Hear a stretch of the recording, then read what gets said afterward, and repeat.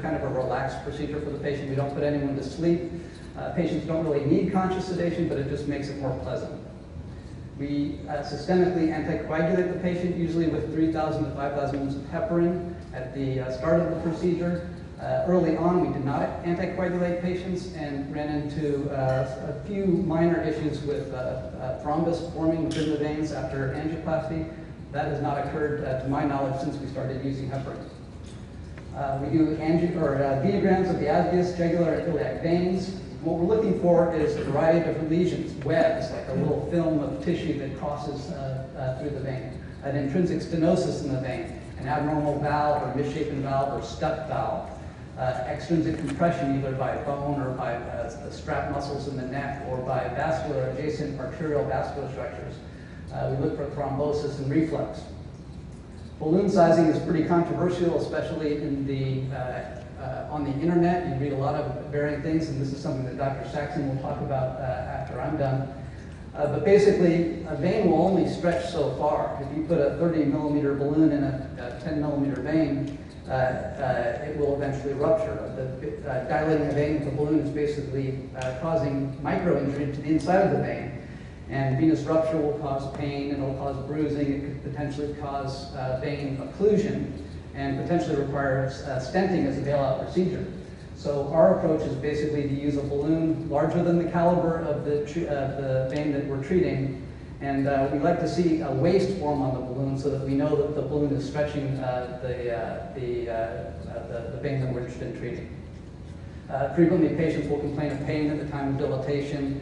And that's a monitor. It helps us monitor exactly how far we should go with dilatation. If the patient has a lot of pain, we stop dilating because that's a sign of potential of impending rupture. We reserve stents for treatment failures. Post-procedurally, our medical regimen is basically a baby aspirin a day. There's not a lot of literature to support this, but the risk is low and the potential benefit is high, and so that's what we recommend. After stenting, there's a lot of controversy about what sort of pharmacologic regimen is best for patients. Some people believe aspirin and Plavix is okay. Other people think that we should be using Coumadin and bridging to Coumadin with low molecular weight heparin. The jury's out on that.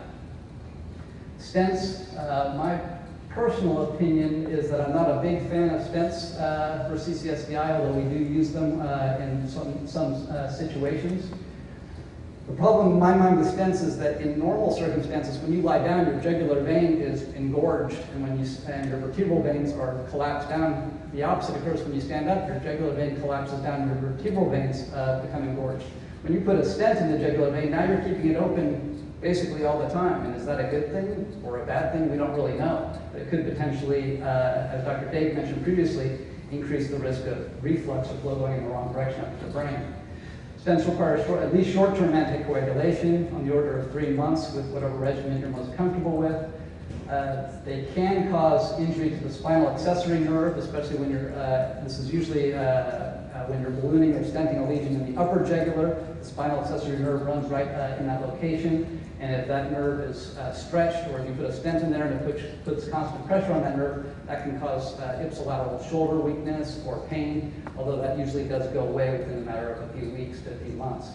Stents can migrate, very uncommon, but if your stent migrates, it's obviously a big deal.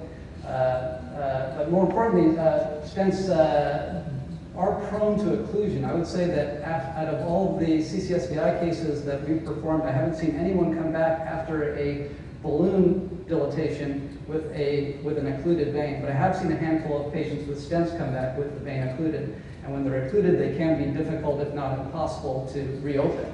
The problem is that when a stent occludes, it's pretty easy most of the time to reopen it acutely, but a lot of these stents occlude and the patient doesn't know that they occluded. So you don't see the patient until these occlusions are rubbery, firm, and difficult to traverse and potentially difficult to treat.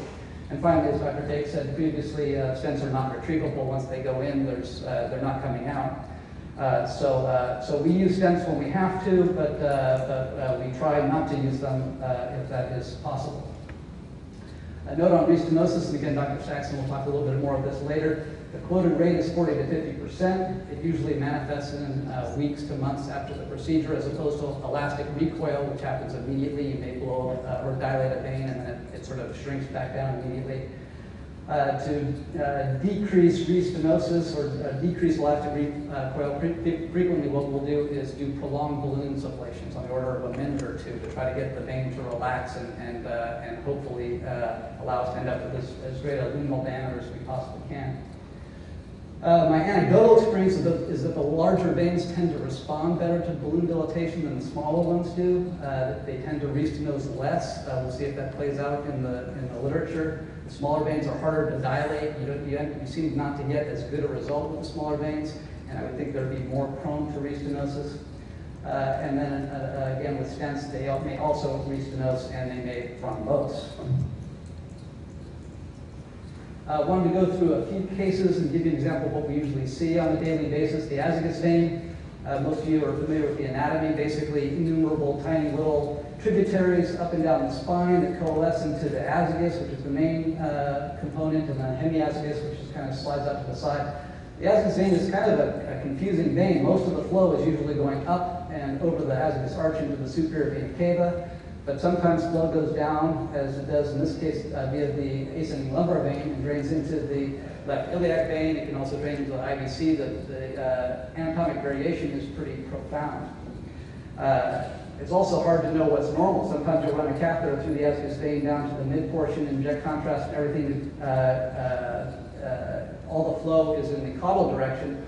Other times you'll inject and it's in the cephalite direction. What's normal? We're not really sure. The most common thing that we do in the azygos vein is dilate the azygos arch. And again, as Dr. Day previously described, there can be one valve in the arch, there can be several valves in the arch. It's extremely variable. And I've actually been surprised sometimes in that sometimes even when you can't see a valve, you'll see a indentation on the balloon that probably corresponds with a valve that may correspond with a hemodynamically significant lesion. So I have a very low tolerance for dilating the azygos arch, and that may be a reason why in Dr. Ponick's lecture you saw that we frequently treat the azygos arch, and that's because I think that there are lesions here sometimes that are difficult to see with venography or with any modality really. So in this case, we dilated the azygos arch. In this case, there was kind of slow flow and hang up through this very prominent valve. After dilating the arch, that hang up was no longer identified. I call this azygos vein duplication, but I'm not really sure that that's the correct term for it. But sometimes people have what looks or what appears to be more than one azygos vein. In this case, the patient ended up having kind of an unusual looking azygos vein that arched over to the contralateral side that we usually see. We ended up dilating it with a balloon, got a nice result, but it kind of made me wonder if that was really the definitive azygos vein. Ended up catheterizing another vein over here that looks like a very normal azygos vein. So sometimes there's venous variations in people, and this is one that I've seen several times now. Azygos vein constriction can be caused by extrinsic compression, and in this case the arch looks pretty normal, but down here there's kind of an extrinsic compression appearance to the vein. Extrinsic compression is notorious for not responding very well to balloon dilatation. In this case, balloon down to the lesion, dilate to the lesion looks about the same. Your options here are putting a stent in, which would probably open up the lesion in the short term, but is that the right thing to do? I don't know. It's a small vein. It could potentially thrombose with a stent. Is it hemodynamically significant because flow can still go up and go down into the ascending lumbar vein? There's no right answer on this. In this case, we elected not just to leave that lesion alone. Jugular vein valvuloplasty is sort of the bread and butter of CCSVI procedures. It's the thing that we see probably the most commonly. And it's not, unlike the arterial system, where it's very common for us to see a 90% stenosis, which we'll treat, and we won't really stop working on that lesion until we get 100% patency or near 100% patency. With the veins, it seems to be more of a shades of gray issue, where someone will come in with a 70% narrowing, and they'll treat the narrowing and end up with 20% residual narrowing. But that improvement seems to be enough to cause clinical benefit. So in this case, there's a narrowing, albeit 30–40% at the level of the valve. You see the valve cuts very well here. The balloon goes in.